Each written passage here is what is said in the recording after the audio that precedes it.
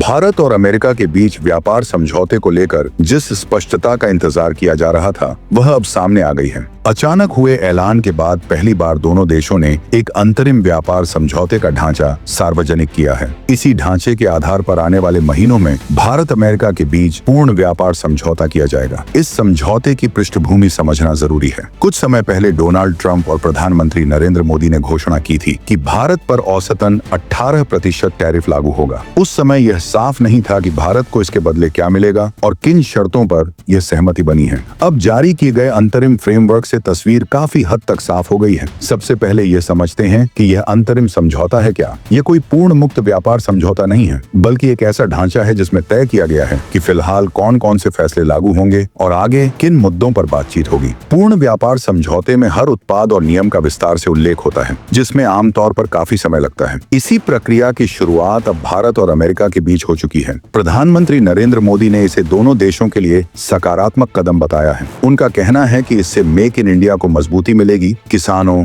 MSME, startups और उद्यमियों के लिए नए अवसर बनेंगे और रोजगार सृजन को बढ़ावा मिलेगा। अब सवाल उठता है कि यह समझौता अभी क्यों जरूरी हो गया। दरअसल वर्ष 2025 में डोनाल्ड ट्रंप के सत्ता में आने के बाद भारत पर पहले 25% और फिर रूस से तेल खरीदने के कारण कुल 50% तक टैरिफ लगा दिया गया था। अमेरिका भारत का सबसे बड़ा निर्यात बाजार है, इसलिए इस स्थिति से भारत को बड़ा नुकसान हो सकता था। भारत ने इन टैरिफ्स को अनुचित बताते हुए कड़ा विरोध दर्ज कराया। वहीं भारत और यूरोपीय संघ के बीच हुए व्यापार समझौते ने भी अमेरिका पर दबाव बनाया। इसी पृष्ठभूमि में अब दोनों देशों ने अपने आर्थिक रिश्तों को दोबारा संतुलित करने का फैसला किया है। अब देखते हैं कि भारत ने अमेरिका को क्या रियायतें दी हैं। भारत ने अमेरिकी औद्योगिक वस्तुओं, खासकर मशीनरी जैसे उत्पादों पर टैरिफ घटाने या शून्य करने का फैसला किया है, ताकि आधुनिक तकनीक सस्ती दरों पर देश में आ सके। इसके अलावा कुछ चुने हुए कृषि उत्पादों जैसे animal feed, tree nuts, processed फल, सोयाबीन, ऑनियल और वाइन पर भी टैरिफ में बड़ी राहत दी गई है। हालांकि गेहूं, चावल जैसे मुख्य कृषि उत्पादों को इससे बाहर रखा गया है। भारत ने यह भी संकेत दिया है कि वह कुछ नॉन टैरिफ बाधाओं जैसे आयात लाइसेंसिंग और तकनीकी मानकों से जुड़ी समस्याओं को आसान बनाने की दिशा में काम करेगा। इसके साथ ही अगले 5 वर्षों में अमेरिका से ऊर्जा,